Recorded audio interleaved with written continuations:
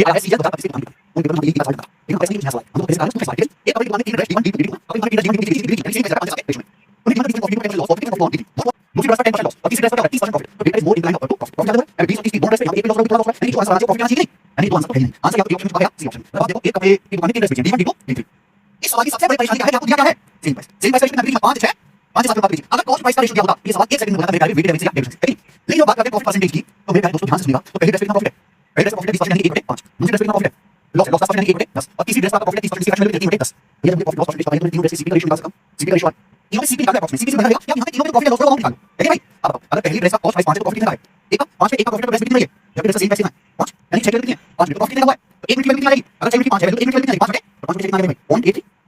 दूसरी रेस्ट का अगर सीपी 10 है तो 10 कितना लॉस हुआ है 10 पे 1 का लॉस हुआ है 10 कितने में 9 मिनट में जब रेस्ट कितने में 6 मिनट और 9 मिनट में 6 लॉस कितना हुआ है 1 मिनट तो 1 मिनट कितनी है 7 मिनट कितना आएगा भाई 2 3 का पॉइंट 666 देखिए लॉस है इसलिए माइनस ठीक है तीसरी रेस्ट का सीपी है अगर 10 तीसरी रेस्ट का सीपी अगर 10 कितना प्रॉफिट तो रेस्ट कितने में ओके रेस्ट कितने में रेस्ट कितने में भाई एक साथ कितने साथ मेरा प्रॉफिट कितना हुआ है और कितने मिनट साथ बचा 5 तो कैसे यानी आपको 1.6 तो मैं देख सकता हूं कि तीनों रेस्ट मिलाकर आपको और प्रॉफिट कितना हुआ है अब बता सकते हैं तीनों रेस्ट आपको प्रॉफिट कितना हुआ है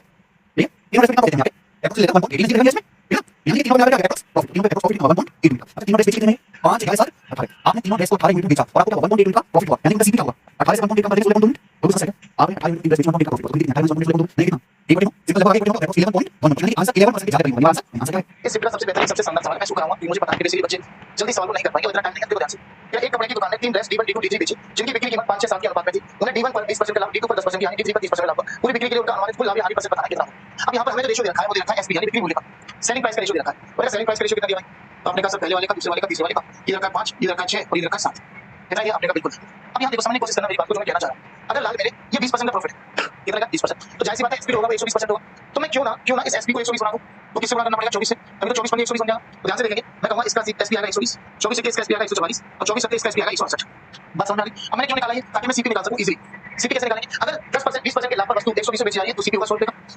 समझ में आ गया अगर 10% की हानि पर वस्तु 144 में जा रही है मैंने 10% की हानि का मतलब 1/10 होता है यानी कि सीपी अगर 10 है तो बेचेगी कितने में 9 है और 9 का मान अगर 144 माना गया तो आप कहेंगे 16 गुना यानी सीपी हो जाएगा 160 सीपी कितना हो जाएगा 160 हो जाएगा बात क्लियर समझ में आ गई आपने बिल्कुल आगे कोई दिक्कत नहीं कोई समस्या अब यहां ध्यान से समझें अब ये कह रहा है कि 168 में जब बेचा तो उसे 30% का लाभ है तो आपने कहेंगे सर 168 जो है वो 130 का माना है क्योंकि 30% का लाभ है 100 का बताना तो मैंने कहा इसको देखो अगर 169 होता तो कट जाता 13 से 13 बार तो मैं इसको एप्रोक्स में 13 मान के 130 मान सकता हूं ध्यान से सुनना मैंने इसको एप्रोक्स में माना है लगभग ये मैं लिख भी देता हूं यहां पर कि मैंने इसको एप्रोक्स में माना है लगभग बात समझ में आ गई आपने बिल्कुल आगे ध्यान से देखो तो हमने कहा कि टोटल सीपी कितना तो आपने कहा टोटल सीपी है तो सीपी है 390 का तो मैंने कहा टोटल एसपी कितना तो आपने कहा 8 से 12 लिखूंगा 16 14 30 30 12 कितना 42 43 तो मुझे बताओ लाभ कितने का तो आपने कहा 42 का लाभ है 390 पर परसेंटेज के लिए आएगा 100 है